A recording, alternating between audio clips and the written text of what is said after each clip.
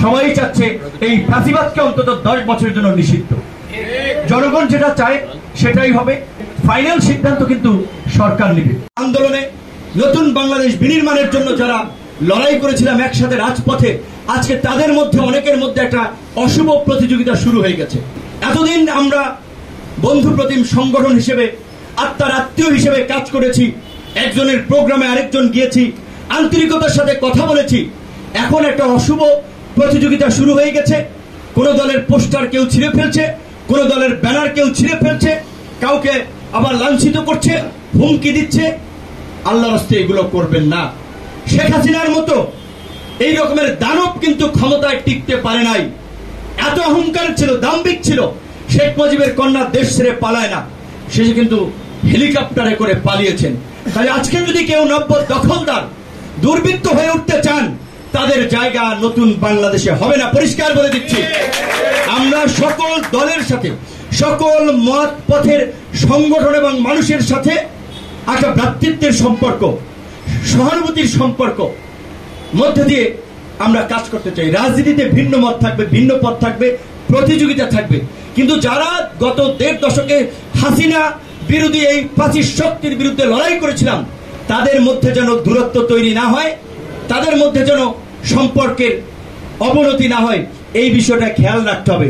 যদি তাদের মধ্যে সম্পর্কের অবনতি হয়, তাদের মধ্যে যদি বিরোধ তৈরি হয়, তাহলে কিন্তু সুযোগ নেবে ফ্যাসিস্টরা, সুযোগ নেবে অন্যরা। রাজনৈতিক দল এককভাবে নেতৃত্ব দেয় নাই, রাজনৈতিক দলের ডাকে এই গণ অভ্যুত্থান হয় নাই, ছাত্র জনতার ডাকে লড়াইয়ে এই গণ অভ্যুত্থান হয়েছে। কাজী ছাত্র জনতা কি চাচ্ছে, সাধারণ মানুষ কি চাচ্ছে?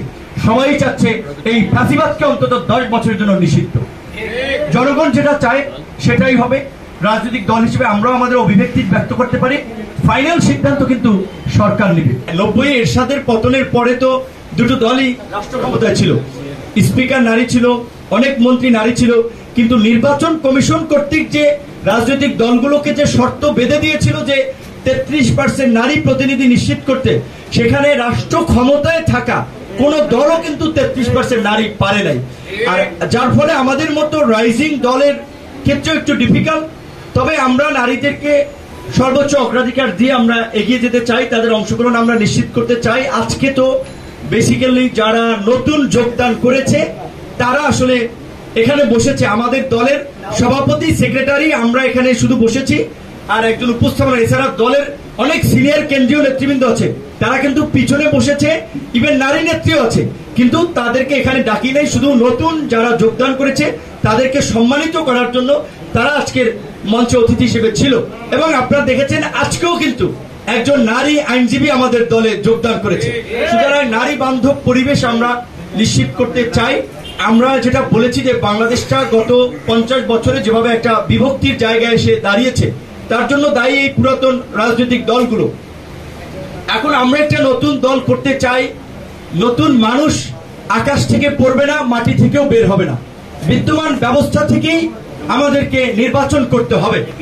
যাদের মধ্যে আছে মানবিক মূল্যবোধে, গণ অধিকার পরিষদের রাজনীতি এবং এই পরিবর্তনের আকাঙ্ক্ষাকে ধারণ করে রাজনীতি করে, তাদেরকে নিয়ে আমরা আগামীর পথ চলতে চাই।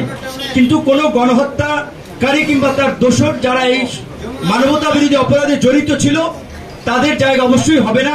কিন্তু যারা নিরপরাধ মানুষ, কেউ কাউকে হয়তো জোর করে নির্বাচনে নিয়ে গিয়েছেন কিংবা কোন একটা দলে যোগদান করতে বাধ্য করিয়েছেন, তার প্রতিষ্ঠানের জন্য, তার পরিবারকে সেভ করার জন্য মামলা হামলার ভয় দেখিয়ে, সেটা একটা ভিন্ন বিষয়। আমাদের দলে যিনি যোগদান করেছেন, সেই দলের বিতর্কিত অবস্থানের কারণেই তিনি আপনার কার্যত সেই দল ত্যাগ করেছেন এবং তিনি আমাদের এই ছাত্র আন্দোলনের সাথে 2018 সাল থেকেই ছিলেন। এমনকি আওয়ামী ধর্ষক চেয়ারম্যানের বিরুদ্ধে আন্দোলন করতে গিয়েও তিনি গ্রেপ্তার হয়েছিলেন। এই হচ্ছে তার ছবি। তার আপন ভাই অনেক আগে থেকেই ছাত্র অধিকার পরিষদের সাথে শুরু থেকেই আমাদের সাথে যুক্ত ছিলেন। তিনি আসলে আমাদের সাথে শুরু থেকেই যুক্ত হতেন, কিন্তু তিনি বলছিলেন যে ভাই দলটা আপনার একটু শক্তিশালী করলেই আমি আপনাদের সাথে, তার সাথে আমাদের সংযোগটা আসলে পুরোই। ধন্যবাদ।